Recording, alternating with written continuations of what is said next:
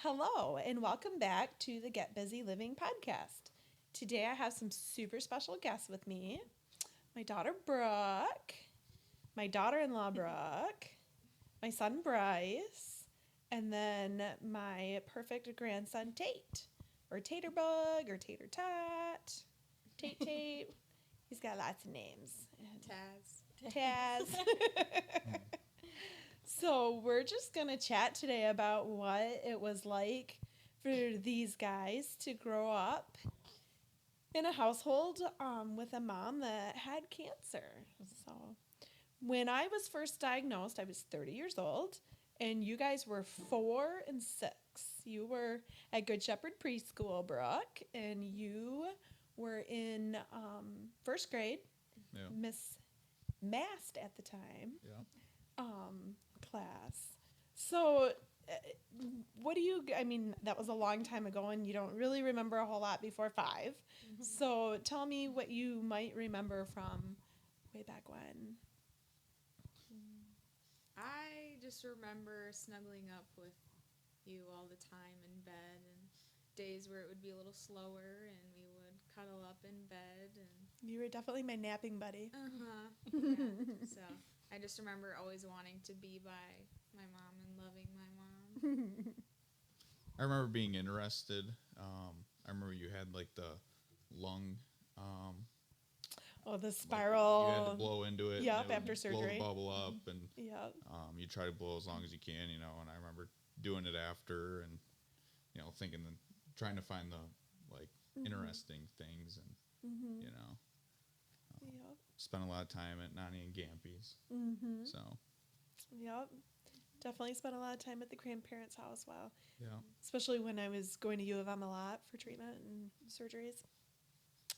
And then that lasted about a year, and after that, life kind of went back to normal. My hair grew back. Mm-hmm. Yeah. One thing I remember is you guys hated wigs. You did not want me to ever wear a wig. You'd prefer me to walk around bald than wear a wig. I was scarred from Dad wearing it at the Michigan game. That's Tailgate. Funny. True story. Big mullet. She was beautiful without it. Tate woke up for a quick second, waved, now he's back asleep. So we went after that year. We just went about our normal life, and I think sometimes we probably even forgot that cancer was ever even in our family. Mm-hmm. And then it came back, and it came back 9 years later. I was 39, and you guys were 16 and 13. And at that time, I know I had a lot of fears, and I was given a 2 to 5 year lifespan. And I feel like Dad and I were very open and honest with you guys always about everything. So maybe just share some of your initial thoughts or fears. Mm-hmm. You guys were at pretty impressionable ages, your teen years, when that happened. Yeah. I remember sitting down in the living room and being told that we're going to have a conversation. And it was none that any of us would want to ever hear, but Mom just continued to talk about God and putting all of our fears to God, and I felt like that was kind of a life-changing moment for all of us, and we all got really close, even with our family friends, and I now take nothing for granted because of her, so. Mm-hmm. Hey, you just learn to embrace the moment and get busy living, going on vacations and spending quality time together. That's one of the biggest things. One of the things that was scary for me was I just thought in my mind that it was 2 to 5 years. Mm-hmm. So breaking that mark was awesome. Yeah. But I just was trapped in a thought of that was all that was left. Mm-hmm. So it was scary. Yeah.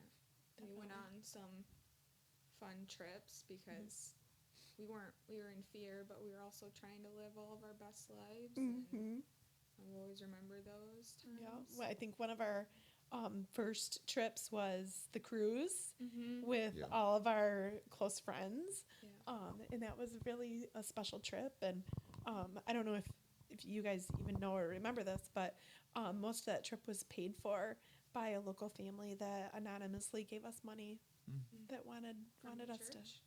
No, from St. James, from our old Oh. church. Yeah, so that was cool.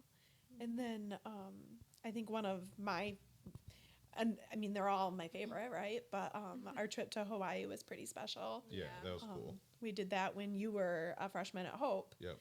and that was paid for mainly by a group called Allie's Wish, similar to Make a Wish but for adults, and that was a really incredible trip to be able to go on as a family. Yeah.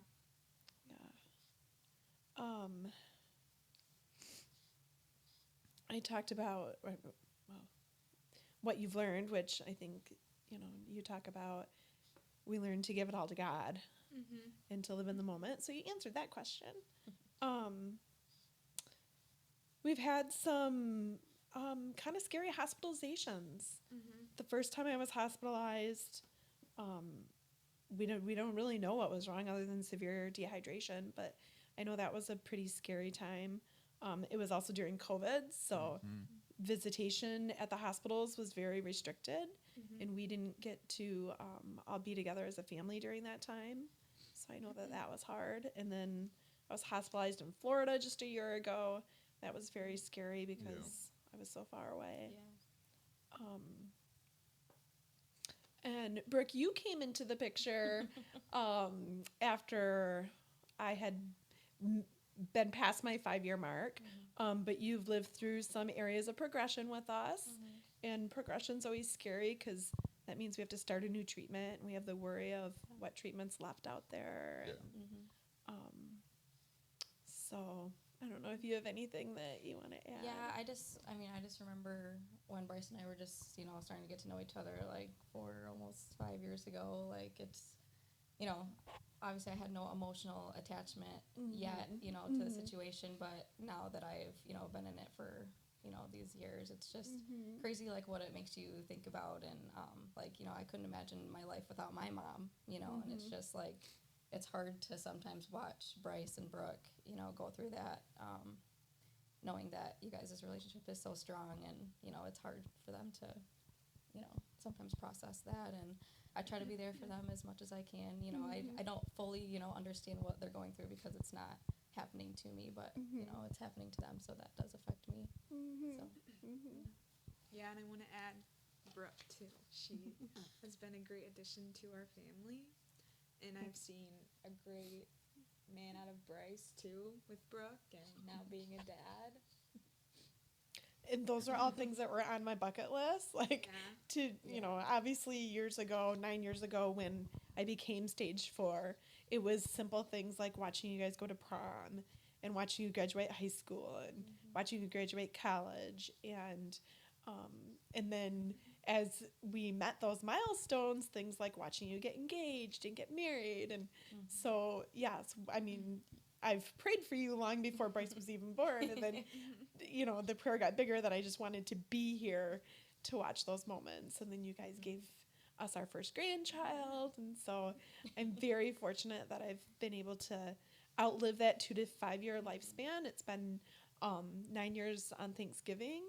And so we're super thankful for that. But just to keep watching these milestones, I get to watch you graduate from college in a couple weeks. And really, I think the biggest thing that we've learned as a family is to embrace family and friends and to live in the moment.